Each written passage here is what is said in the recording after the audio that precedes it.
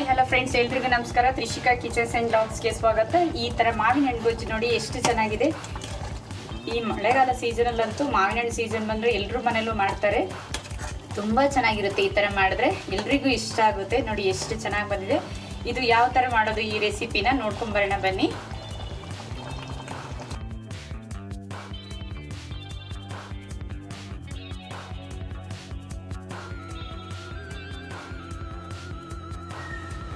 ಮಾವಿನ ಹಣ್ಣು ಗೊಜ್ಜು ಮಾಡಲಿಕ್ಕೆ ಒಂದೊಳ್ಳೆ ಮಸಾಲೆ ಮಾಡ್ಕೊಂಬರೋಣ ಬನ್ನಿ.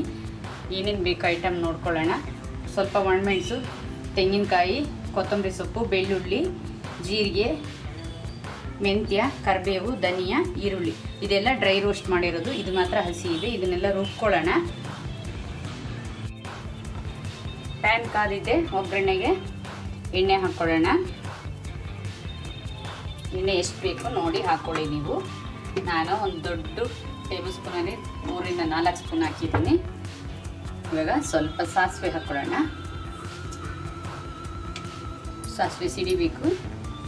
ಸಾಸಿವೆ ಸಿಡಿತಾ ಇದೆ. ಇವಾಗ ಒಗ್ಗರಣೆಗೆ ಈರುಳ್ಳಿ 1-2 ಕಟ್ ಮಾಡಿರೋದು ಸ್ಲೈಸಾಗಿ, ಬೆಳ್ಳುಳ್ಳಿ, ಒಣಮೆಣಸು, ಹಸಿಮೆಣಸು, ಕರಿಬೇವು ಇದನ್ನೆಲ್ಲ ಸೇರಿಸ್ಕೊಳ್ಳೋಣ. ಇವಾಗ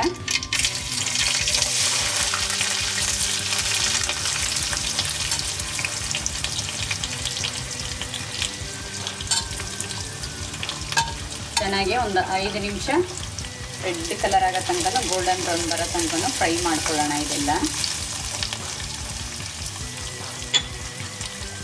ಚೆನ್ನಾಗಿ ಘಮ ಬರೋ ತನಕ, ಒಂದೊಳ್ಳೆ ಘಮ ಬರಬೇಕು. ಆ ಥರ ಫ್ರೈ ಮಾಡ್ಕೊಳ್ಳೋಣ.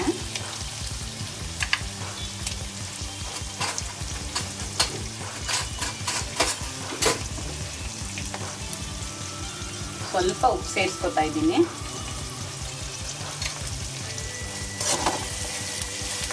ಗೋಲ್ಡನ್ ಬ್ರೌನ್ ಬರಬೇಕು. ಇದು ಅಷ್ಟು ಈ ಥರ ಫ್ರೈ ಮಾಡಿದ್ರೆ ಹಸಿ ವಾಸನೆ ಎಲ್ಲ ಹೋಗಿ ಗೋಲ್ಡನ್ ಬ್ರೌನ್ ಬಂದರೆ ತುಂಬ ಚೆನ್ನಾಗಿರುತ್ತೆ. ಮಾವಿನ ಹಣ್ಣು ಸೀಸನಲ್ಲಂತೂ ಈ ಥರ ಮಾವಿನ ಹಣ್ಣು ಗೊಜ್ಜು ಮಾಡಿಕೊಂಡ್ರೆ ಎಲ್ರಿಗೂ ಇಷ್ಟ ಆಗುತ್ತೆ. ತುಂಬ ಚೆನ್ನಾಗಿರುತ್ತೆ.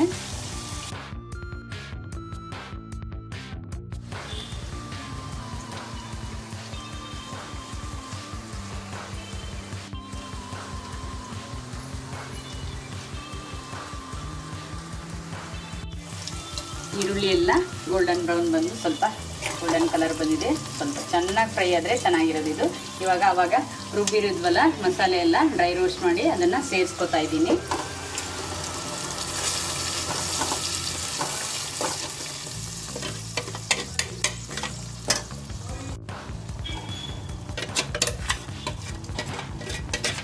ನೀರು ಎಷ್ಟು ಬೇಕು ನೋಡಿಬಿಟ್ಟು ಸೇರಿಸ್ಕೊಳ್ಳಿ ನೀವು. ಮಸಾಲೆ ಎಲ್ಲ ಸೇರಿಸ್ಕೊಂಡಿದ್ದೀನಿ ನಾನು. 1/4 ಟೀ ಸ್ಪೂನು ಎಲ್ಲೋ ಪೌಡ್ರ್, ಅರಿಶಿನ ಪುಡಿ ಹಾಕ್ತಾಯಿದ್ದೀನಿ. ರುಚಿಗೆ ತಕ್ಕಷ್ಟು ಉಪ್ಪು ಹಾಕ್ತಾಯಿದ್ದೀನಿ. ಉಪ್ಪು ನೋಡಿಬಿಟ್ಟು ಹಾಕ್ಕೊಳ್ಳಿ. ಅಡುಗೆಗೆ ಒಂದು ಸಲ ಉಪ್ಪು ಜಾಸ್ತಿ ಆದರೆ ಏನು ಮಾಡೋಕ್ಕಾಗಲ್ಲ, ಕಡಿಮೆ ಇದ್ದರೆ ಹಾಕ್ಕೊಬೋದು. ಇದನ್ನು ಚೆನ್ನಾಗಿ ಒಂದು 10 ನಿಮಿಷ ಆಯಿಲೆಲ್ಲ ಬಿಡೋ ತನಕ ಚೆನ್ನಾಗಿ ಕುದಿಸ್ಕೊಬೇಕು. ಚೆನ್ನಾಗಿ ಕುದೀಲಿ. ಒಂದು 10 ನಿಮಿಷ ತಿರ್ಸ್ಕೊತ ಕುದಿಸ್ಕೊಬೇಕು. ಮಾವಿನ ಹಣ್ಣು ಕ್ಲೀನಾಗಿ ವಾಶ್ ಮಾಡಿ ಈ ಥರ ಸಿಪ್ಪೆ ತೆಗೆದುಬಿಟ್ಟು ಮಾಡಿದ್ರೆ ಚೆನ್ನಾಗಿರುತ್ತೆ. ಚಿಕ್ಕದಾಗಿ ಕಟ್ ಮಾಡ್ಕೊಳ್ಳೋಣ ಸಿಪ್ಪೆ ತೆಗೆದು.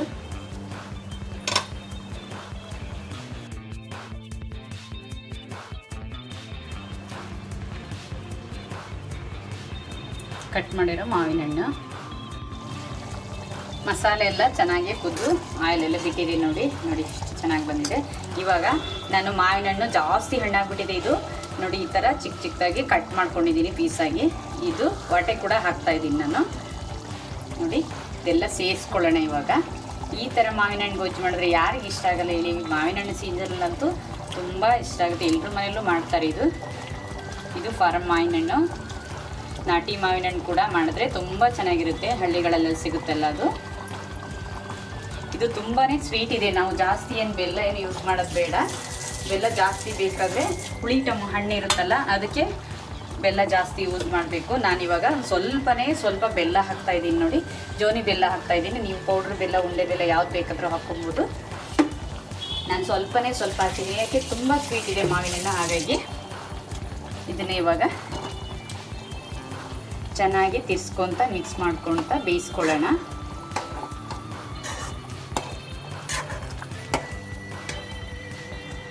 ನೋಡಿ ಎಷ್ಟು ಚೆನ್ನಾಗಿ, ತುಂಬ ಚೆನ್ನಾಗಿ ಬರ್ತಾಯಿದೆ.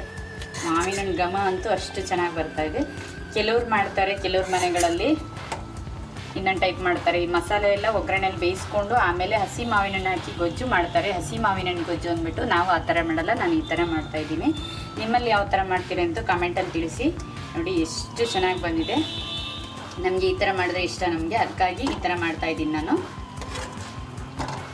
ಹಸಿ ಮಾವಿನ ಹಣ್ಣು ಗೊಜ್ಜು ಅಂತಲೂ ಮಾಡ್ತಾರೆ. ಅದು ಒಂದು ದಿನ ಅಷ್ಟೇ, ಬೆಳಿಗ್ಗೆ ಮಾಡಿದ್ರೆ ಸಂಜೆವರೆಗೂ ತಿನ್ಬೋದು ಅಷ್ಟೇ. ಇದು ಒಂದು 3 ರಿಂದ 4 ದಿನ ಇಟ್ಕೊಂಡು ತಿನ್ಬೋದು. ಆ ಥರ ಚೆನ್ನಾಗಿರುತ್ತೆ, ಅಷ್ಟು ಚೆನ್ನಾಗಿರುತ್ತೆ, ಏನೂ ಹಾಳಾಗಲ್ಲ. ಈ ಥರ ಮಾಡಿಕೊಂಡ್ರೆ, ಈ ಥರ ಸಿಂಪಲಾಗಿ ಒಂದು ಮಸಾಲೆ ರೆಡಿ ಮಾಡಿಕೊಂಡ್ರೆ ಕ್ವಿಕ್ಕಾಗಿ ಮಾಡ್ಕೋಬೋದು. ಮಾವಿನ ಹಣ್ಣು ಇದ್ದರೆ ಮಾವಿನ ಹಣ್ಣು ಗೊಜ್ಜು. ಈ ಥರ ಮಾವಿನ ಹಣ್ಣು ಗೊಜ್ಜು ಮಾಡಿದ್ರೆ ಯಾರಿಗೆ ಇಷ್ಟ ಆಗಲ್ಲ ಹೇಳಿ? ಮಾವಿನ ಹಣ್ಣು ಸೀಸನ್ ತುಂಬ ಚೆನ್ನಾಗಿರುತ್ತೆ, ತುಂಬ ಎಲ್ರಿಗೂ ಇಷ್ಟ ಆಗುತ್ತೆ. ಕೃಷಿಕಾ ಕಿಚನ್ಸ್ ಆ್ಯಂಡ್ ವ್ಲಾಗ್ಸ್ನ ಸಬ್ಸ್ಕ್ರೈಬ್ ಮಾಡ್ಕೊಳ್ಳಿ. ನೋಡಿ ಎಷ್ಟು ಚೆನ್ನಾಗಿ ಬಂದಿದೆ ಮಾವಿನ ಹಣ್ಣು ಗೊಜ್ಜು. ಇದು ಇವಾಗ ಆಗಿದೆ. ಇದಕ್ಕೆ ಮೇಲ್ಗಡೆ ಕೊತ್ತಂಬರಿ ಸೊಪ್ಪು ಸೇರಿಸ್ಕೊಳ್ಳೋಣ. ಈ ಥರ ಗೊಜ್ಜು ಮಾಡಿದ್ರೆ ಚಪಾತಿ, ವೈಟ್ ರೈಸು ಎಲ್ಲಕ್ಕೂ ಚೆನ್ನಾಗಿರುತ್ತೆ, ತುಂಬ ಚೆನ್ನಾಗಿರುತ್ತೆ. ವಿಡಿಯೋ ಇಷ್ಟ ಆದರೆ ಲೈಕ್ ಮಾಡಿ. ನೀವು ಈ ರೆಸಿಪಿನ ಟ್ರೈ ಮಾಡಿ, ಯಾವ ಥರ ಬಂದಿದೆ ಕಮೆಂಟಲ್ಲಿ ತಿಳಿಸಿ. ಇವಾಗ ಆಗಿದೆ, ಆಫ್ ಮಾಡ್ಕೊಳ್ಳೋಣ ಇದನ್ನು.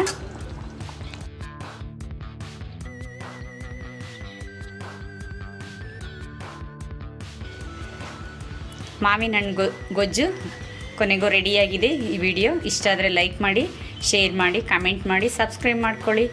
ತುಂಬ ಚೆನ್ನಾಗಿ ಬಂದಿದೆ. ನೆಕ್ಸ್ಟ್ ವಿಡಿಯೋದಲ್ಲಿ ಸಿಗ್ತೀನಿ ಫ್ರೆಂಡ್ಸ್. ಬಾಯ್.